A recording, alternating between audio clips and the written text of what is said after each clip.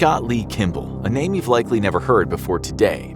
Probably because the FBI doesn't want you to know about this serial killer they paid and protected. Kimball was born in 1966 to an unhappy home. He and his brother were witnesses to their parents' divorce when Kimball's mother came out as a lesbian shortly after his 10th birthday. His father immediately left her and remarried, but the boys went on to live with their mother. Deeply troubled by his home life, Kimball had his first run-in with the police when they were called after he fired a gun out of the window at neighboring homes.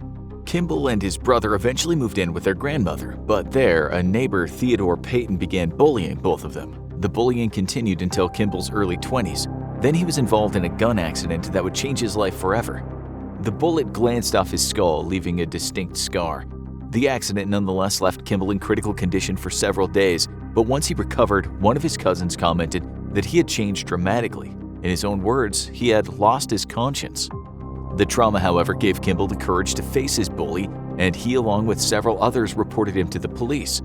Payton would be convicted and imprisoned, but according to a former girlfriend, Kimball still felt like he was less of a man due to the bullying he suffered. The trauma had left deep scars, and the emotional and psychological damage would one day manifest itself in horrifying ways.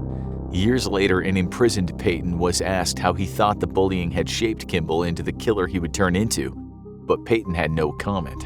Kimball would make a living as a hunting guide and dabbled in numerous nonviolent crimes. In 1988, he scored his first felony for writing bad checks in Montana. Then later that year, he was arrested once more for passing yet another bad check and for breaking and entering in 2 separate homes and stealing several firearms. Kimball managed to avoid jail time and moved in with his second wife to Spokane, Washington, where he could start a new life of crime. Getting into the lumber business, he began to scam timber companies, almost as if he couldn't even help himself. Kimball also stole money from his wife's dentist and the church they attended. In 1997, the couple divorced, and 2 years later, Kimball kidnapped his wife, though charges were never filed because the two had continued a sexual relationship even after the split. Kimball's laundry list of crimes were finally catching up, and in 2000, he finally landed prison time. After passing 3 more forged checks, a court revoked his suspended sentence from his 1988 sentencing, landing him in prison for about a year. After his sentence, he was moved to a pre-release prison in Helena, Montana,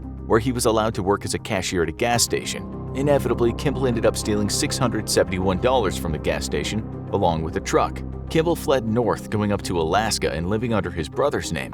There he met Catherine Curtis, the woman who would become his third wife and who never knew him as anyone but Brett Kimball. However, soon Kimball found himself in need of cash, and he bought himself blank check stock and a computer, with which he could print checks in his brother's name, forging almost $25,000 in bad checks. Eventually, the authorities once more caught up with him and they threw him in an Anchorage prison. Kimball knew that with all his old warrants surfacing now that his identity had been revealed. He'd need to make himself valuable somehow if he was going to be a free man anytime soon. That's when he turned to the FBI and sold them a story they bought hook, line, and sinker. Kimball might have been a monster, but he was charismatic and had a knack as a confidence man. He warned the FBI that his cellmate was plotting to kill a federal judge, federal prosecutor, and 2 witnesses. He also told them that he could provide information about the October 2001 assassination of a federal prosecutor in Seattle.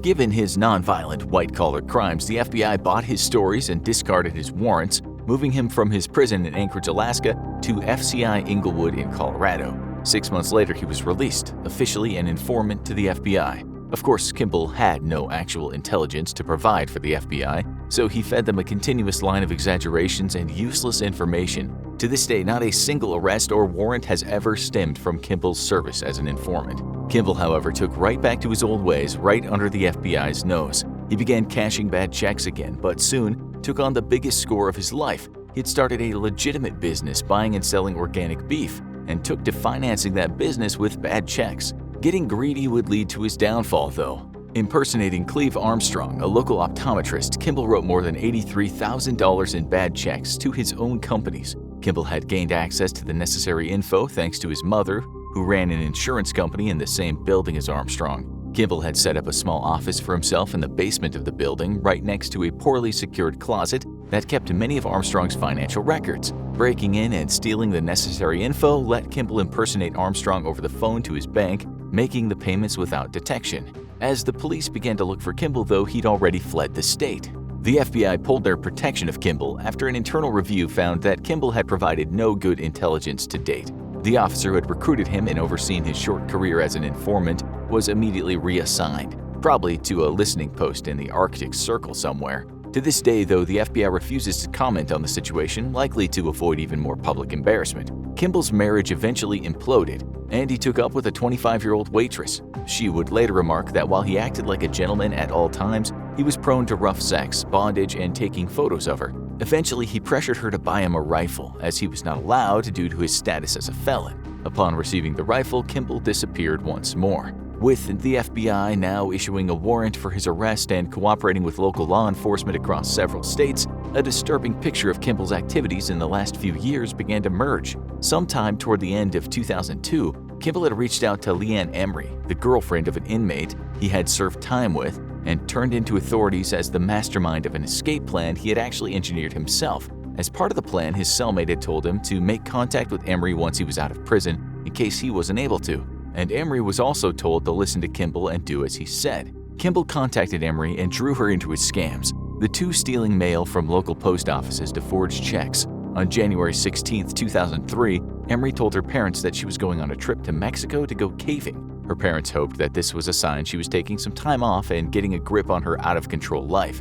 Instead, she'd end up losing it. Emery and Kimball went on a road trip, stealing checks worth $15,000. Kimball also made sure that their gas and expenses were paid on Emery's credit card, as well as a laptop and a handgun. Kimball would use that handgun to shoot Emery in the head shortly after, leaving her body in a box canyon in Utah. Kimball would also go on to kill the girlfriend of another cellmate, Jennifer Markham. Markham was a 25-year-old single mother and high school dropout working as a stripper. Kimball had told Markham that he had opened up a chain of coffee shops and had an opening for her in Seattle. In preparation for the move, Markham moved her belongings to Kimball's home. She'd never be seen again.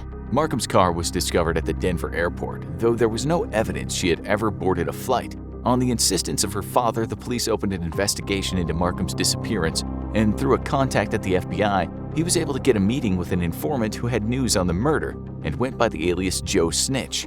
The informant said that Jennifer was dead and knew where the body was buried, which made Markham's father believe that this informant had actually killed Markham himself. The FBI didn't believe him until Joe offered to show Markham's mother exactly what happened to her daughter, or a sex escort if she paid for one. At a meeting, Markham's father had managed to write down Joe's license plate number and had a police friend run the plates, revealing that the informant was none other than Kimball himself. Kimball, however, had already struck close to home. In 2003, he had met a single mother, Laura McLeod, and now lived with his new girlfriend and her 19-year-old daughter, Casey Dawn McLeod. One day, Kimball presented a bag of drugs to Casey's mother, claiming to have found them in her room. In a confrontation with her mother, Casey grew angry after denying the drugs were hers and left the house. Kimball got Casey a hotel room where she could stay and came by to pick her up and drive her to work. He reassured Casey's mother that she just needed some time to cool off, but then Casey went missing. One day she didn't show up at the hotel room, she was sharing with her boyfriend, and she had never shown up to work. Kimball claimed to have been on a hunting trip that day and conveniently left on a work trip for a whole week right after Casey went missing. Kimball had already murdered Casey, though, burying her remains in a national park.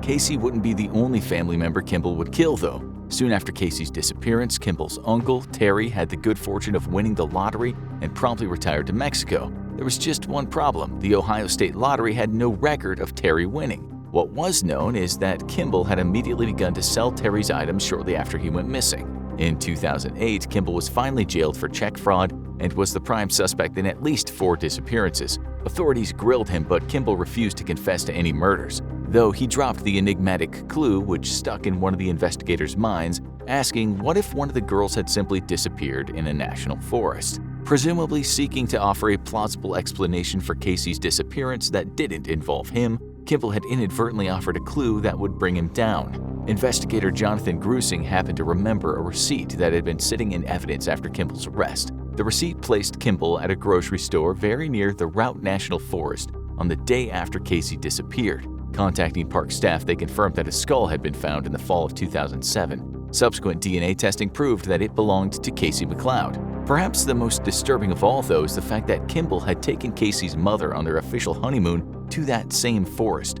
just a few days after he had killed and buried her, not far from where they made camp. With that discovery, the pressure ramped up on Kimball. He resisted at first, but eventually caved, helping lead investigators to the remains of 2 of his other victims. A third, however, couldn't be found, but he admitted to the murder. Despite this, Kimball is suspected in the murders of several other individuals, including the attempted murder of his own son covered up as a serious car accident. His son just happened to have a life insurance policy made out to Kimball himself. Today, Kimball rots in a prison in Florida where he'll never see another day as a free man. The FBI, meanwhile, continues to do its best to sweep under the rug the several years that they unknowingly protected a serial killer as an informant. Now, go check out 13 serial killers you've definitely never heard of, or click this other video instead, unless you fancy a trip to a national park.